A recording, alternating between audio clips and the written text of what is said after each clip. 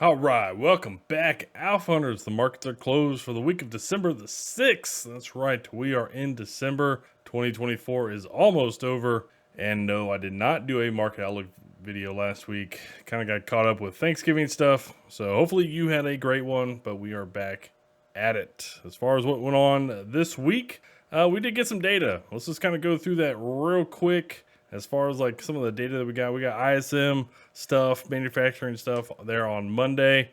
Tuesday, we got JOLTS data. Came in stronger than forecast. Prior was at 7.4, forecast was 7.5, actual came in at 7.75 roughly. So, yeah, there you go. Nice little beat there on the JOLTS data. And as far as some of the other stuff that we got, we did get ISM and S&P global stuff there on Wednesday. Thursday, we got the ever important initial jobless claims. 224K was the actual number. Forecast was calling for 215, so we had a pretty good beat there. Definitely a good uptick from prior at 213K. So there you go, nice little pop there. Imports, exports, and then Friday we got the very important, what I've been most wanting to see this month and next month is unemployment rate and non-farm payrolls. Unemployment rate came in at 4.2%. Forecast was calling for 4.2%. Prior came in at 4.1%. Participation rate might have had a factor in this because participation rate in the labor market actually dropped to 62.5%. Forecast thought we would have a little bit of an uptick to 62.7. Prior was at 62.6. So a little bit of a drop there. Might have had something to do with the unemployment kind of getting factored in there. And then we had non-farms payroll at 227K. Forecast was 200K. Prior was at 36K. So nice little move there on non-farm payroll also. But yeah, plenty of new stuff that was coming out this week. But as far as how things kind of went throughout the week, well, we basically just kind of had a flat open from last week. Last week, Thanksgiving week, typically bullish. We had a pretty good gap up last Monday, Thanksgiving Monday. And then market didn't really do too much throughout the week. But this week, kind of just a flat open from Friday's close, last Friday's close, half day. And steadily kind of trickled higher there on Monday. Not too much kind of going on. Tuesday, a little bit of a gap down, kind of just a pullback. And just slowly pushed higher into the end of the day. Wednesday, nice little gap up here. And it just kind of nice bullish days. About the only thing I can really say. Just kind of looked like it was going to roll over here into the afternoon. Just popped. We got Fed Powell talking there at some conference. So there you go. Kind of sent the market a little bit higher. Thursday, flat open. Pulled back, pushed mid part of the day, and just kind of choppy pullback into the close there. Thursday, nice little gap up Friday. And kind of just pulled back mostly throughout the day. Nice little base here in the afternoon. So we'll see if we continue higher there next week. All right. As far as sector rotation goes for the week, we had some really, really good rotation this week. Solid rotation. The market, to me, wasn't really moving all that much. There was mostly just one day there, like Wednesday. The market was bullish, really strongly bullish. Outside of that, we just saw a really good rotation between a lot of sectors. I mean, you look at the discretionaries of 4 3/4, and you look at energies; they were down 4 2/3. I mean, we saw a really, really strong movement. And it kind of what it was a lot of the sectors that have been working very well over the past several weeks. And the I'd say old school, but the tech sectors. The tech sectors were definitely back working this week.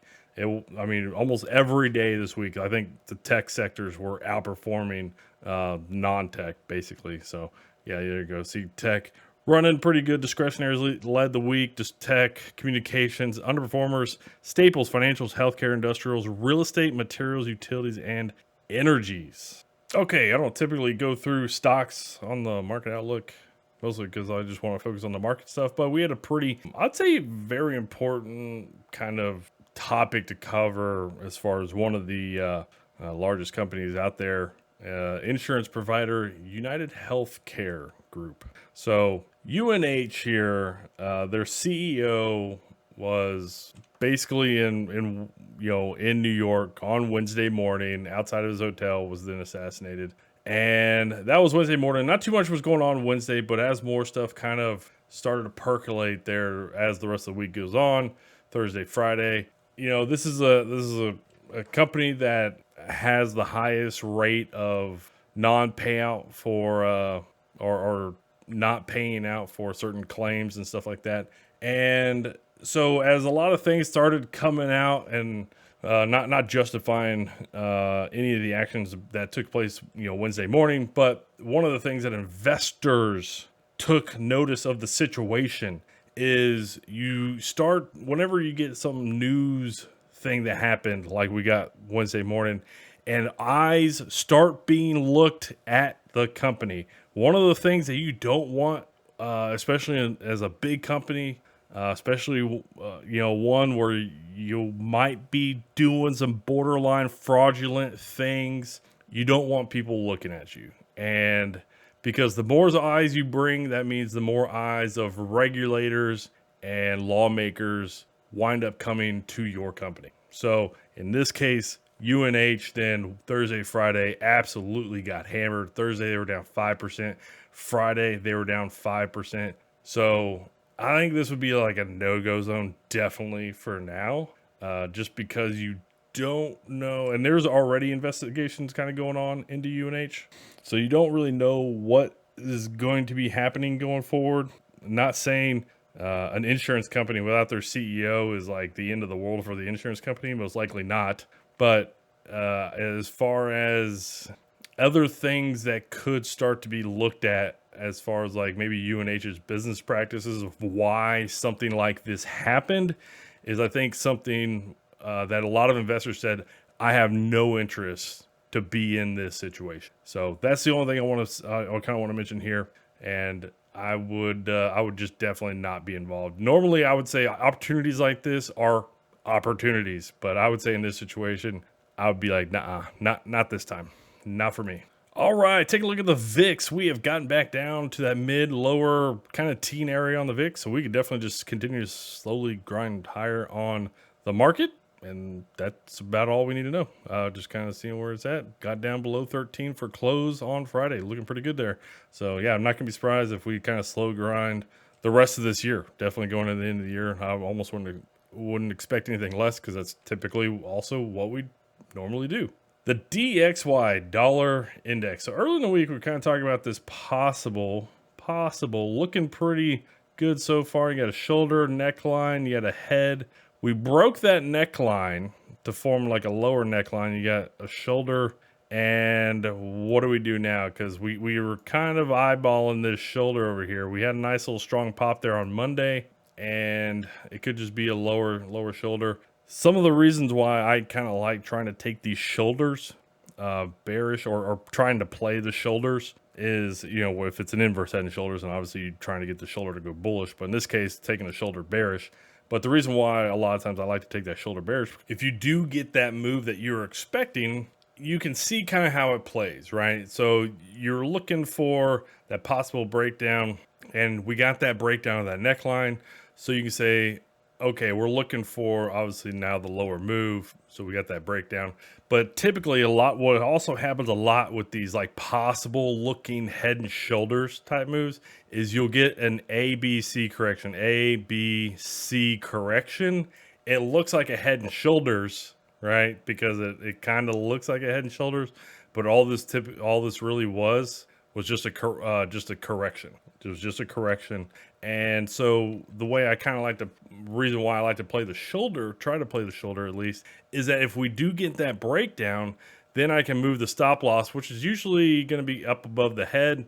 I can then move it at least down and much, much better manage the risk of not losing like a full one. Like if you're trying to then play this neckline bearish and you're getting in down here and it was a correction, then obviously you're coming back up, taking out a stop loss, and you're losing out quite a bit right there.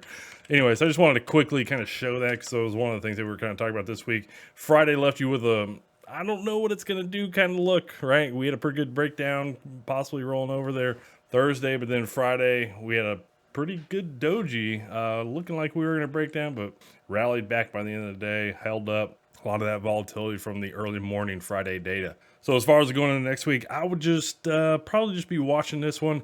If we do wind up getting back up and taking out the shoulder that we just put in here this past week, I'd probably just be running bullish with the DXY, getting back in bullish there. GLD Gold Trust. Ooh, man, this thing has been sideways. Probably one of the best sideways moves it's had in a while. And I know we have the 100 that is coming up. It is definitely up above this little pivot level that we put in back in mid-November. So we could definitely see a quick little drop off down to that 100. So I almost would expect it, especially the way it kind of looked, this week, kind of just sideways move, but definitely ended at the lows of the week, roughly. So yeah, I mean, I would kind of even expect a move to that 100, maybe this next week or sometime soon, and then we'll see what happens after that. But I mean, if we come down to some lower levels, which if we come down to that 200, I mean, it's roughly where these double top highs are from April, May. That would be super solid. But that would need to happen soon because that 200 moving average is climbing pretty quick to catch up. 10-year yield, sideways movement, kind of what we were talking about this week. It was like, ooh, especially that wick that we got coming on Wednesday, and then that move lower. It's like, ooh, that looks dangerous. And then especially once we got Thursday's little upper wick kind of hangout day, expect us to continue lower Friday. I probably expect us maybe to continue to go down on yields, which that would look pretty good on bonds. Here's a look at the 10 and 2 inversion, kind of just hanging out right at the zero line, right above it. Not getting solidly above it yet, but I mean, it's hanging out right there. And talking about those bonds, that HYG, high yield corporate bond, yeah, it was looking pretty good. We kind of talked about earlier in this week, man. If you were really liking that breakout day last Friday, and I get it, last week, Thanksgiving week, super low volume trading week, especially Friday, half day. And then you got that quick snapback into the moving averages. Well, if you're liking this and this possibility of this inverse head and shoulders, well, you got to be liking being bullish off these moving averages. I kind of dig it. I mean, we're getting back up to that high that we had last week. And all this really kind of does, if I bring up a weekly, we got a pretty good lower wick there on a weekly. I mean, look at that. We got a breakout candle, quick lower wick retest into the 10 EMA on a weekly time frame. Yeah, that looks pretty solid. I kind of dig it even more now just looking at that weekly. So you're definitely looking pretty good here. Probably be raising some stop losses if you got in on this or you're getting in on this. Anyways, HYG looking pretty good. LQD wound up bouncing by the end of the day on Friday. Basically just did a whole lot of hanging out there, choppy hanging out. Most part of the week, Monday, Tuesday, Wednesday, and Thursday. Friday, got that higher open. Quick retest there Friday. Nice little lower wick. Kind of retested into the previous highs that we've put in over the past week. So LQD looks pretty good. Probably continue to go higher. As far as like where the 100 and 200 are, well, there you go. We are above both of them. And we kind of just retested through that 100 moving average as we got above it today. So there you go. This looks pretty good. Probably going to continue a little bit higher. Maybe we'll retest a little bit higher, possibly roll over later, but I kind of dig it. If we slow growing to higher here over the next few trading sessions, maybe this next week or so, then maybe we'll look for a rollover play back down to some lower levels. But for now, I don't see why you're not just playing these bullish for now. TLT. So this is the one that's a little bit lower than that's 100 moving average. And one of the things that you're kind of looking for is if we just kind of slowly grind higher over the next few days up to that 100, and we'll see how we interact there. If we kind of just get up to there and just kind of chop around, but don't really break through that 100, it'll set up a situation where you're definitely might get compressed by all these moving averages that are going to try and converge out here. So, but for now, I think you're probably just looking for the move up to at least that 100, and we'll see kind of how to play it sometime down the line. All right, we had pretty good pullbacks throughout the week on the RSP, and yeah, there you go. Nice little pullback. So every day this week was bearish, which is kind of interesting. I mean, this has been one of the brighter spots on the market over the past several weeks now, but it needed a little bit of a rest. This is not like the horrible, especially like Wednesday, Thursday, Friday. I mean, kind of getting into the moving averages a little bit there. Yeah, I mean, it doesn't look horrible. Maybe we want to be dipping in here. Doesn't look all that bad. DIA, Dow Jones Industrial Average, has actually been holding up strong until we get to Friday. Then we finally saw pretty good intraday selling come in here on the DIA, basically pulling in right into that 10 EMA by the close, a little bit of a lower wick there. Yeah, I think we probably pull back a little bit more at least on the DIA, but it's not horrible. Looks pretty good. Probably just looking for some good support levels to be getting in on. As far as the IWM, also kind of like the RSP, just very nice little consolidation pullback into the moving averages, looking for the bounce. I mean, yeah, I just think you're looking like some pretty good levels to be bullish on. I think we're probably into some of those moving averages that are coming up, and that's basically where you would rather be bullish on and not on hugely extended levels like we were a couple Mondays ago on the 25th. And as far as the cues which I have been hammering on for the past couple of months, like this has been an absolute sore spot in the market. Like the tech area, the cues have just absolutely been lagging behind. And I mean, outside of like a few days and here and there where they've clearly outperformed, but like they have not held those 1 or 2 days every now and then together to form like a good trend. Like it's been very rough gettings there for the Qs, and this week came out and they dominated basically all week. We kind of saw that sector rotation. So yeah, tech looking like maybe it's starting to wake up? Question mark. Possibly. I still kind of have my doubts on the space. I think it was just a good week. I think there was a lot of good new administrative leadership coming in. That's typically like pro tech or that kind of stuff. So I think a lot of people were very optimistic about some of the new administrative policies that could be implemented, kind of coming in. And SPY. One of the reasons why I did change the market outlook thumbnail to underperform it has a lot to do with I didn't really like the tone of sell when you see that, because it kind of makes you get the sense of like, hey, I'm saying like bail out of the market, and it's not really saying bail out of the market. It's more of saying like I could definitely see some better opportunities, especially across these 5 ETFs, and that's kind of been more of what I've been saying. I just feel like that's saying sell in that thumbnail didn't exactly convey that message. So I'm trying to figure out the best way to kind of make sure I am trying to convey that message there. And a quick little snapshot on the thumbnail. As far as the SPY, I mean, I'm not going to be surprised if it slow grinds higher. I mean, over the past several weeks, the RSP has been doing really well up until this past week, which then the Qs did really well. And so the Qs kind of helped lead the S&P 500. If you see where the SPY is, I mean, this sucker is like up at all-time highs. Basically on Friday, I mean, hitting new all-time highs. The Qs closing at all-time highs, and the RSP a nice little pullback this week. So yeah, it kind of just tells you. I mean, the SPY is getting like the benefits over the past couple of months of the RSP just absolutely steamrolling higher over the previous couple months, and then this past week the Qs kind of getting it going. So the SPY's kind of getting the both of a lot of worlds, but I think if we go back to a world where tech is kind of lagging behind like it has been over the previous several months, I don't see why you'd want to be investing in the SPY where it is super heavy concentrated in that weighting towards tech. I think maybe the RSP would probably just still be that better spot. So that's about the only thing I want to kind of clear up. We were kind of talking about that early in the week on the live stream. Alpha Hunters, have a great rest of your weekend and take care.